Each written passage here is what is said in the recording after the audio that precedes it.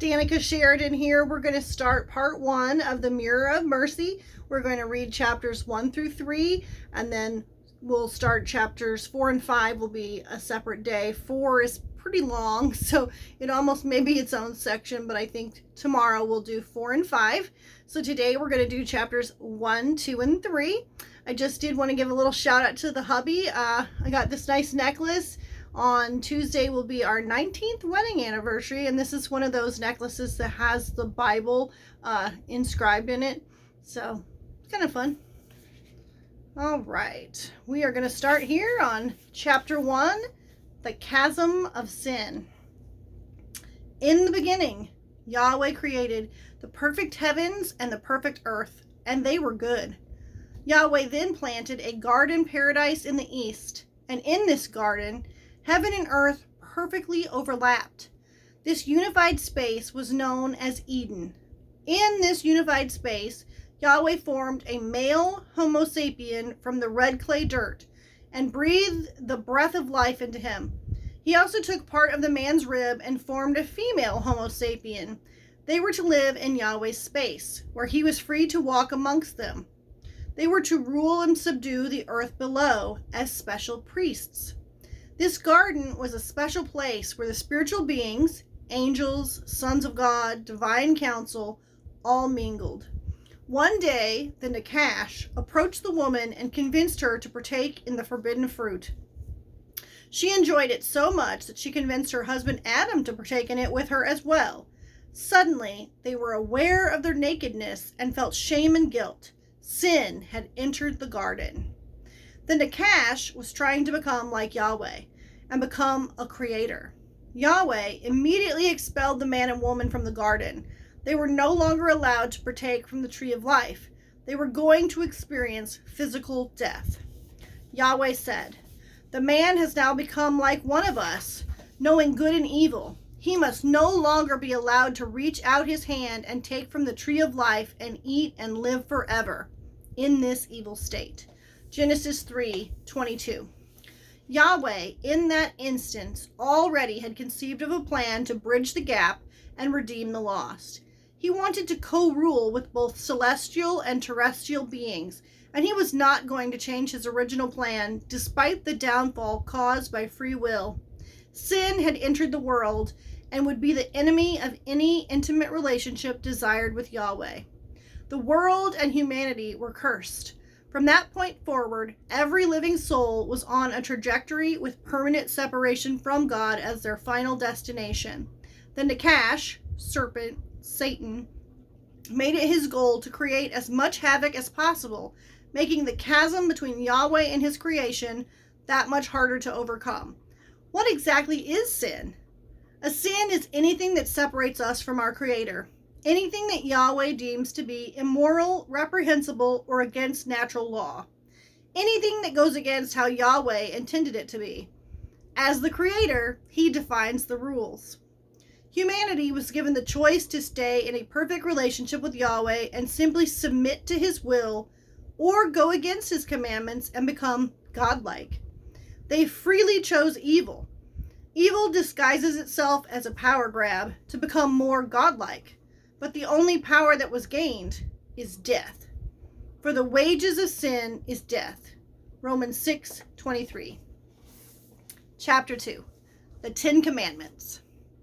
There are 667 sins included in the entirety of the written Bible, some of which are variations of other sins. Some seem overly repetitious. Some are things that are blatantly obvious. Some you have never contemplated. Where to begin? Let's start our discussion of sin with the top 10, shall we? The 10 Commandments were given to Moses on top of Mount Sinai after he rescued the Israelites from bondage in Egypt. It was a symbolic wedding vow, a covenant between Israel and Yahweh. The same covenant relationship that Adam and Eve could not measure up to was now a new covenant between Yahweh and Israel, and he would walk with them every step of the way.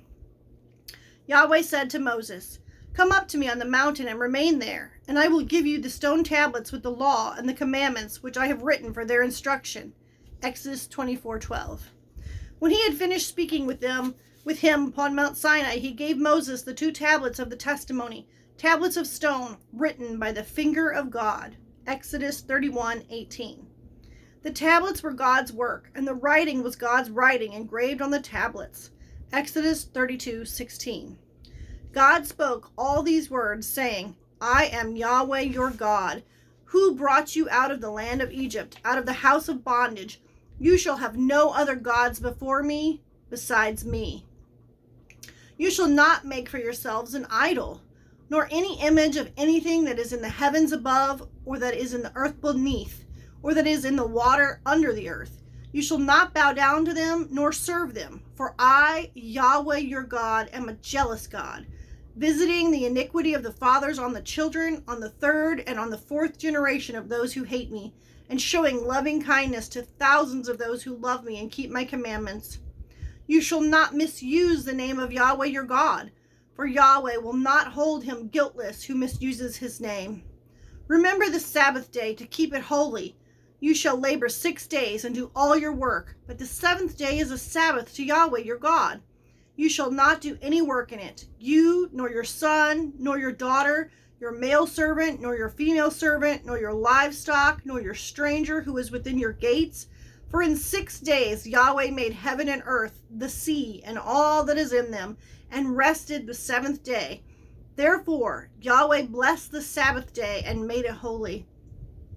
Honor your father and your mother, that your days may be long in the land which Yahweh your God gives you. You shall not murder. You shall not commit adultery. You shall not steal. You shall not give false testimony against your neighbor. You shall not covet your neighbor's house. You shall not covet your neighbor's wife, nor his male servant, nor his female servant, nor his ox, nor his donkey, nor anything that is your neighbor's. All the people perceived the thunderings, the lightnings, the sound of trumpet, and the mountains smoking. When the people saw it, they trembled and stayed at a distance. They said to Moses, Speak with us yourself, and we will listen, but don't let God speak with us, lest we die. Moses said to the people, Don't be afraid, for God has come to test you, and that his fear may be before you, that you won't sin. Yahweh said to Moses, You yourselves have seen that I have talked with you from heaven. You shall most certainly not make gods of silver or gods of gold for yourselves to be alongside me. You shall make an altar of earth for me, and shall sacrifice on it your burnt offerings and your peace offerings, your sheep and your cattle. Exodus 20, 1-20, and 22-24. We in modern times are hopefully not guilty of creating an idol to worship. We haven't sat down and chiseled out a piece of wood or metal to pray to. In Bible times, they were creating idols and invoking lesser deities to live with them and help them throughout the daily tasks of life. The closest thing that we have today to resemble this is the Catholic saints. There are candles and little statues that resemble different saints. These saints are the patron saint of money or jobs or real estate or whatever. When you pray to anything other than Yahweh, he does not like that.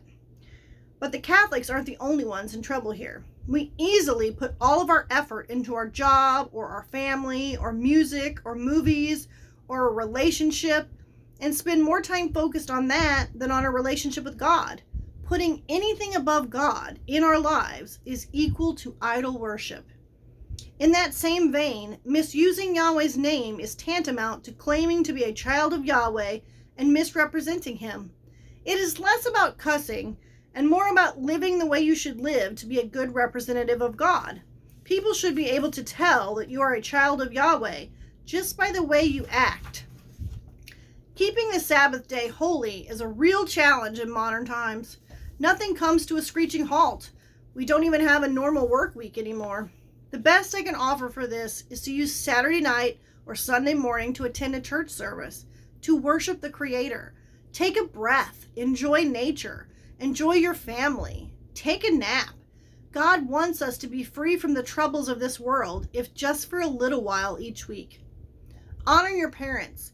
This is more about not blatantly going against their convictions or embarrassing them in public. Strive to get good grades, stay out of trouble, be a helpmate, not a strife. Make your parents proud of you. Make them happy to have you as their offspring. Do not murder. Do not commit adultery. For Christians, these seem to be a given. Do not murder really means to value life, all life, whether a life of an unborn fetus or of a very old disabled person. We are to try to provide the best care we can for the lives around us. To not commit adultery is to stay within the confines of the marriage vows. To not have sexual relations with anyone other than one's spouse. However, this gets expanded to include lust, appreciating someone for their looks alone, which gives a desire for sexual contact and pleasure. Do not steal. Do not covet. Seems simple. If it's not yours, leave it alone. But also, don't try to keep one-upping each other. You aren't here to make each other jealous over who has the best car, house, clothes. We are here to support one another. If you constantly compare yourself to others, you may start to have feelings of jealousy and be more apt to steal something that isn't yours. Lastly, do not lie about another person. Do not sue someone in court or try to get someone in trouble. But also, don't spread false rumors. Gossip is not good. There you have it, the top 10. Represent God well. Study His Word over everything else. Spend Sunday in church. Don't act in a way that proves you aren't a child of God. Respect your parents. Respect life. Respect other people and don't treat them like meat for your own pleasure. Don't gossip and don't take what's not yours. Seems fairly easy, right? Yet Yahweh had to write this down on stone tablets with His own finger because it's anything but easy. Chapter 3, the 7 deadly sins. Regardless of religion, there are 7 sins that have become widely regarded as the worst of the bunch. These have taken on a life of their own in literature and cinema. Everyone has heard of the 7 deadly sins, thanks in part to the movie Seven, starring Brad Pitt and Morgan Freeman, where a serial killer picks victims based on their abuse of the 7 deadly sins. In the DC universe, Shazam correlates magic with demons representing these same 7 deadly sins. Originally conceived by Egyptian Christian monk Evagrius Ponticus in the 4th century as the 8 evil thoughts: gluttony, lust, avarice, anger, sloth, sadness, vainglory, and pride. These evil thoughts parallel the 7 things God is said to hate in the book of Proverbs.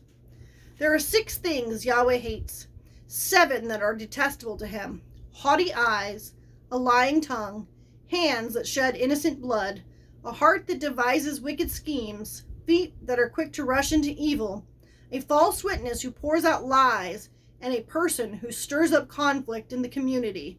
Proverbs 6:16-19. These behaviors are classified as the worst sins as they give rise to other immoralities. These sins are often associated with abuses or excessive versions of one's natural abilities or passions. Pride has become known as the root of all sin since it turns the soul away from God.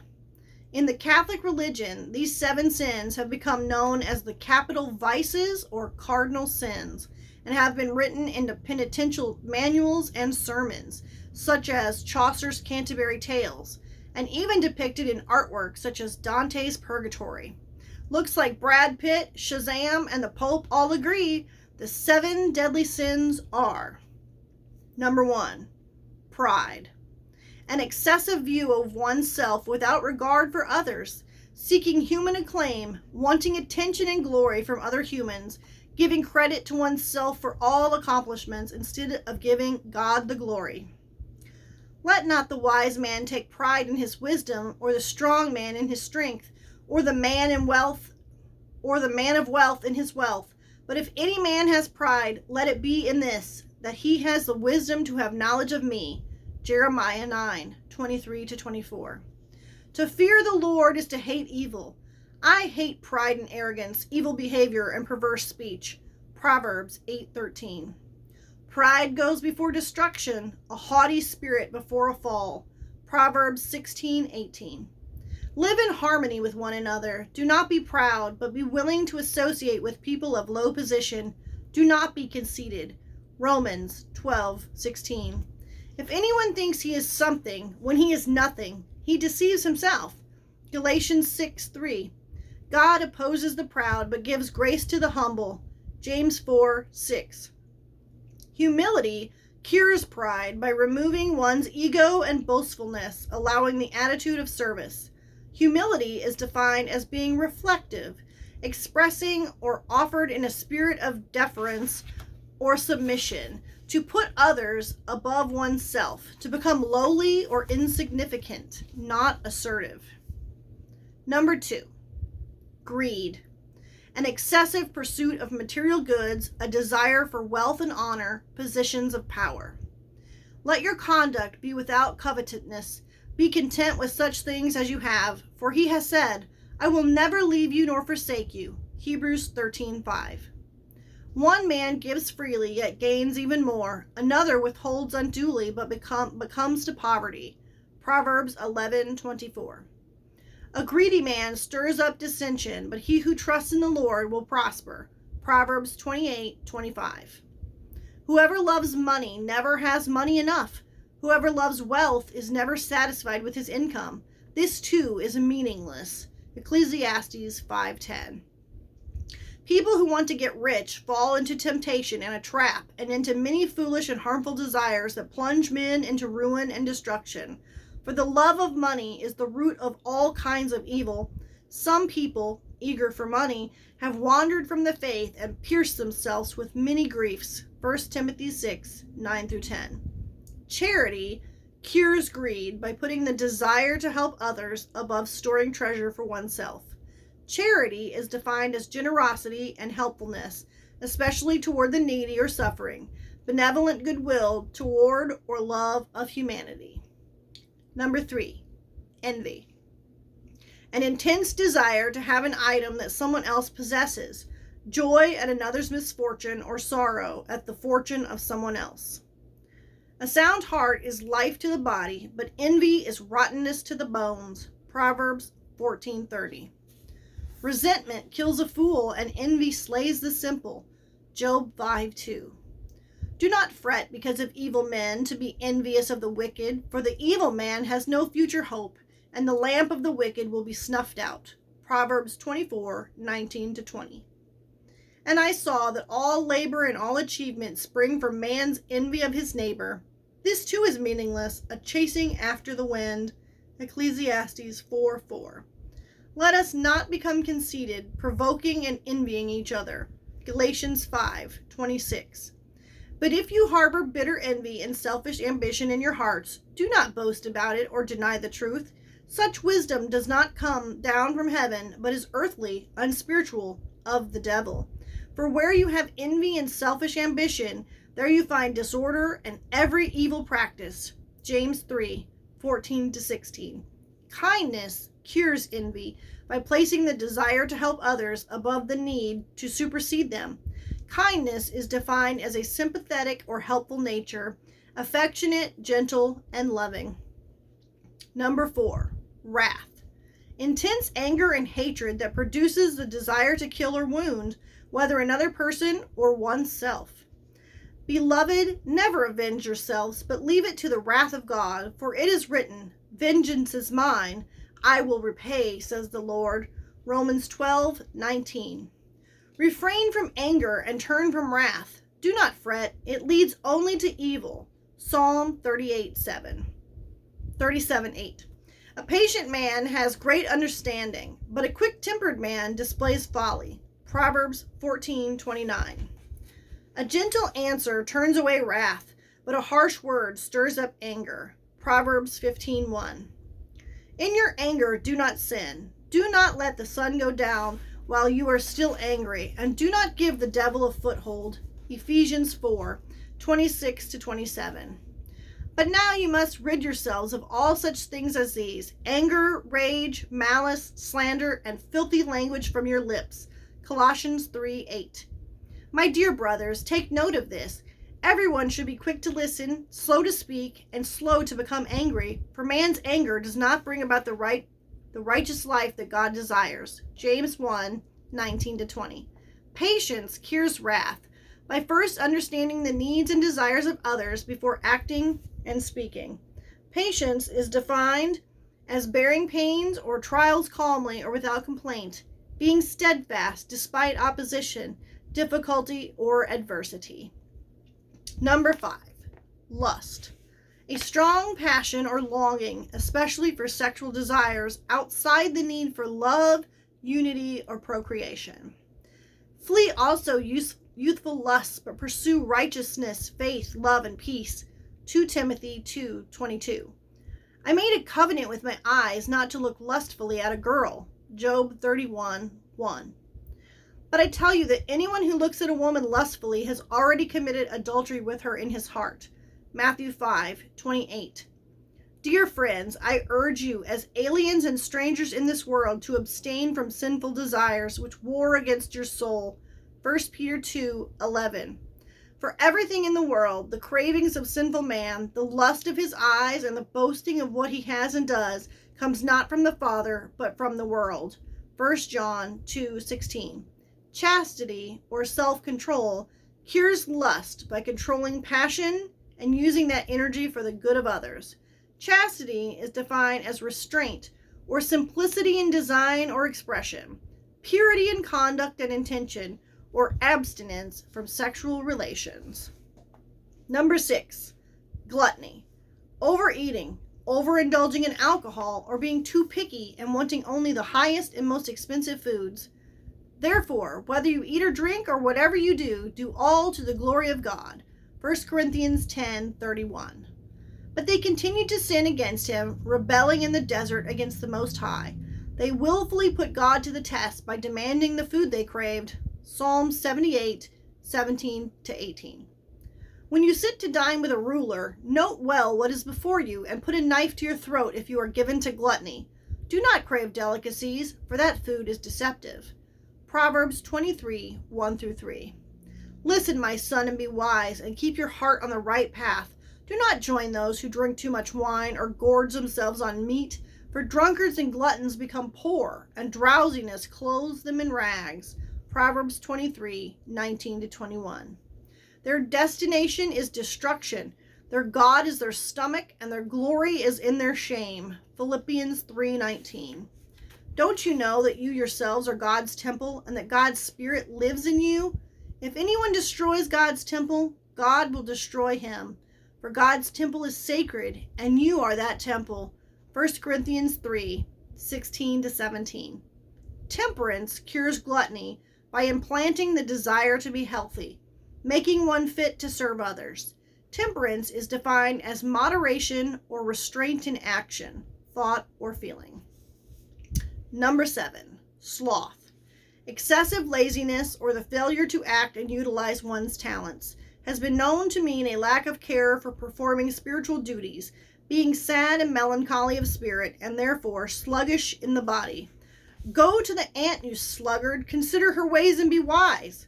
Proverbs 6:6. The sluggard craves and gets nothing, but the desires of the diligent are fully satisfied. Proverbs 13:4. A little sleep, a little slumber, a little folding of the hands to rest, and poverty will come on you like a bandit, and scarcity like an armed man. Proverbs 24:33-34. Whatever you do, work at it with all your heart, as working for the Lord, not for men. Colossians 3:23. If a man shall not work, he shall not eat. 2 Thessalonians 3:10. Diligence or zeal cures slothfulness by placing the interests of others above a life of ease and relaxation. Diligence is defined as steady, earnest, and energetic effort, devoted and painstaking work, and application to accomplish an undertaking. Just as there are 7 deadly sins, there are 7 contrary or remedial virtues. Each sin has its remedy: chastity, temperance, charity, diligence, patience, kindness, and humility. Wisdom teaches moderation and prudence, righteousness and fortitude, and nothing in life is more useful than these. Jewish Book of Wisdom. Humans should practice these remedial virtues, and over time they will become habits. There are also 3 theological virtues: faith, hope, and love. The difference between these last 3 virtues and the first 7 is that the latter 3 are not fully accessible to humans in their natural state without assistance from God. These last 3 virtues can only be accessed by divine grace. Love is patient. Love is kind. It does not envy. It does not boast. It is not proud. It is not rude. It is not self-seeking. It is not easily angered. It keeps no record of wrongs. Love does not delight in evil, but rejoices with the truth. It always protects, always trusts, always hopes, always perseveres. Love never fails. Now we see but a poor reflection as in a mirror. Then we shall see face to face. Now I know in part, then I shall know fully, even as I am fully known. And now these three remain, faith, hope, and love, but the greatest of these is love. 1 Corinthians 13, 4 through 8, and 12 through 13. Dear friends, let us love one another, for love comes from God. Everyone who loves has been born of God and knows God. Whoever does not love God does not know God, because God is love. 1 John 4, 7 to 8. And that is the end of chapters 1 through 3. So come back tomorrow and we will do chapters 4 and 5. Have a great day.